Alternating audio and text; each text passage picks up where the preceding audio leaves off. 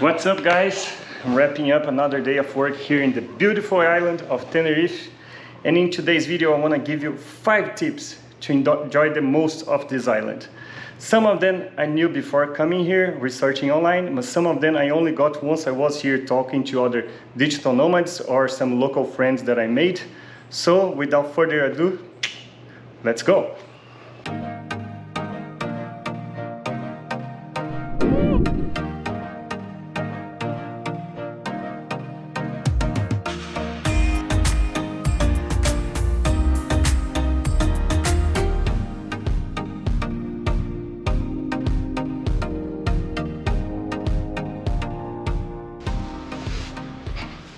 Tip number 1, where to stay. And no, I'm not gonna tell you exactly where to go, that's not the point. But rather understanding a little bit of how the island is and your preference, your goals, you can decide yourself where is the best place for you. So beginning with the south of the island. Tenerife has a shape of a duck, right? So the belly of the duck is the south of the island. And there is the sunniest place of the island. It has a little more like a summer vibe, a lot of surf everywhere, cool sunsets.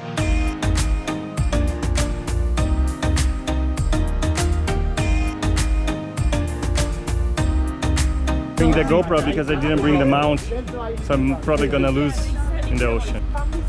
You will lose it. Good job, the smart one.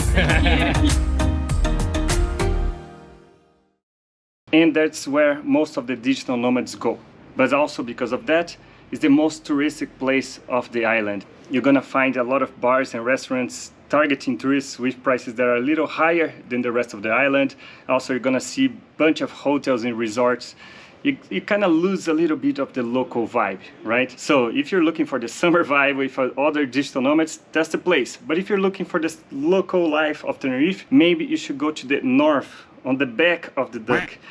There you're gonna find towns like Orotava, Puerto de la Cruz, Santa Ursula, and also La Laguna. All these towns, they preserve a little bit more of the lifestyle of the island.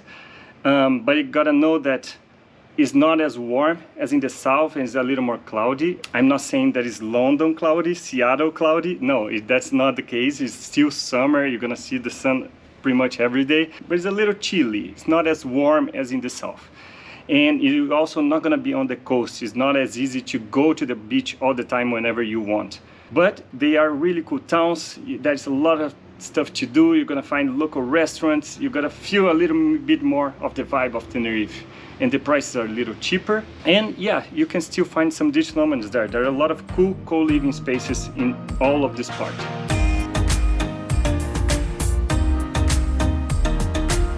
And finally, the third place that you can decide to go is Santa Cruz, the capital.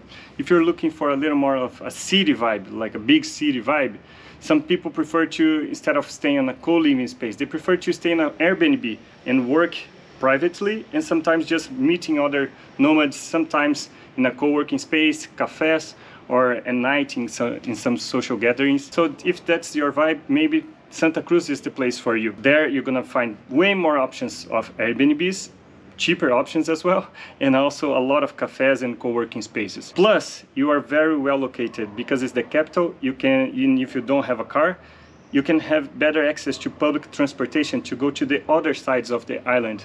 So yeah, Santa Cruz can be a cool option for you.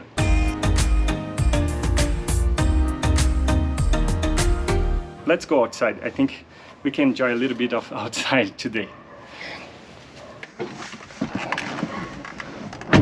Oops. No, come back. Tip number 2. Rent a car. Usually I prefer to stay in place where I don't need a car. I can walk everywhere or use public transportation. I feel I can connect better with the place if I do things like that. However, in Tenerife I would say rent a car, get a car.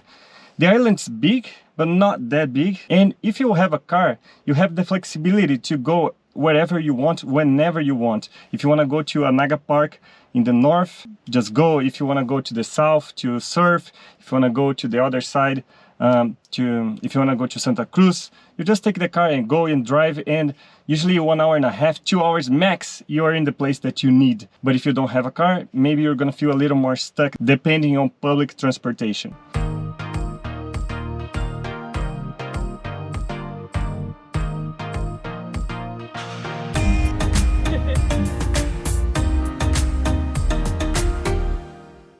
Second, because it's not that expensive. And when I say not that expensive, I'm comparing to other places in Europe. My last trip, I rented a car for 20 days and I paid 700 euros for a car for these 20 days with the insurance and with a basic insurance. In Tenerife, I paid 400 euros, almost half, for 30 days for the full month and with a fully covered insurance.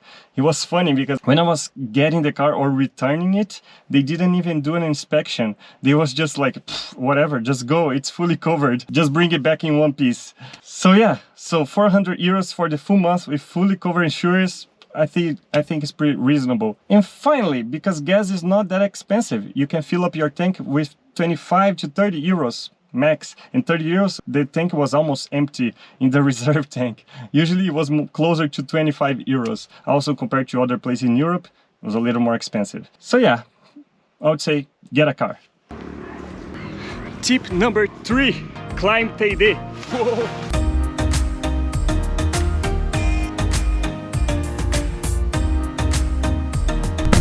Job us. Most of people come to Tenerife for the island vibes, summer, surf, beach, but we forget that the tallest peak of Spain is right there, looking at you every morning.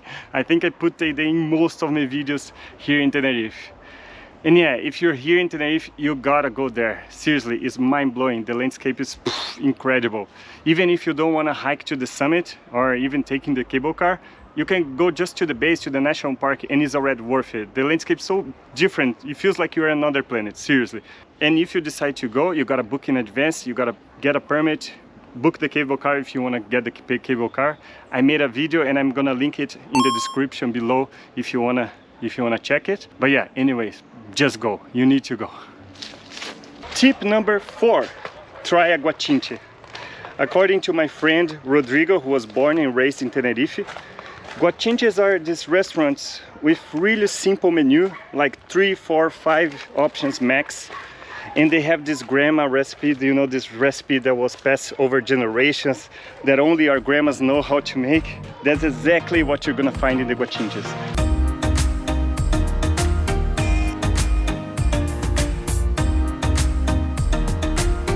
It's so delicious, so good, and the best thing, it's very cheap. Like some of them, I couldn't believe how cheap they were for the type of the food that they were serving. Seriously, cheaper than restaurants in town.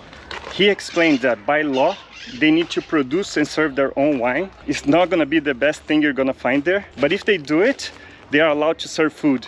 And yeah, that's the real thing. You gotta try a Guachinche. But be aware, if you find a really fancy restaurant with a Guachinche name, maybe it's a Guachinche, but it's not the real deal Guachinches. You gotta look for them in the back streets, on the coast, and yeah, that's the real deal. That's where you're gonna find really good food for a really cheap price, even cheaper than restaurants in town.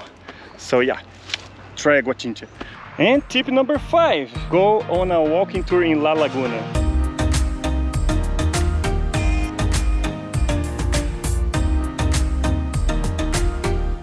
Usually when I get to a new city or a new town, I try to find if they have a walking tour so I can learn better of their history, the culture, and the one in La Laguna is definitely worth it. There are a couple of companies offering their own, but the city council, the tourist board, also offers a walking tour free of charge every day at 10 or 11 a.m. They run it in English, Spanish, German, and French. You just need to book in advance, and yeah, definitely worth it. Go on a walking tour. Okay, and if you got to this point, I have a bonus tip for you. Try a barachito. Barachito is a version of their coffee. It's how they drink coffee. They just mix with milk and condensed milk. Just ask it for it in any restaurant, they might have it. So let me show you how it is. Let me show you. So this is barachito. It's one of the ways they drink coffee here. So it's pretty much condensed milk, coffee, and milk. They also call it leche y leche, but in a smaller size. First, condensed milk, and then you add the coffee. And finally, a little bit of milk. Voila! Salut!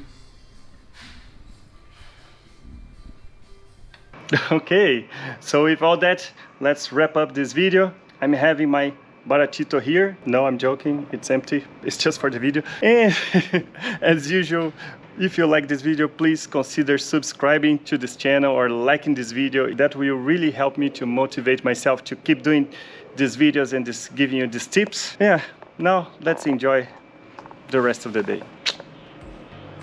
Hope you guys are safe and well there. Bye.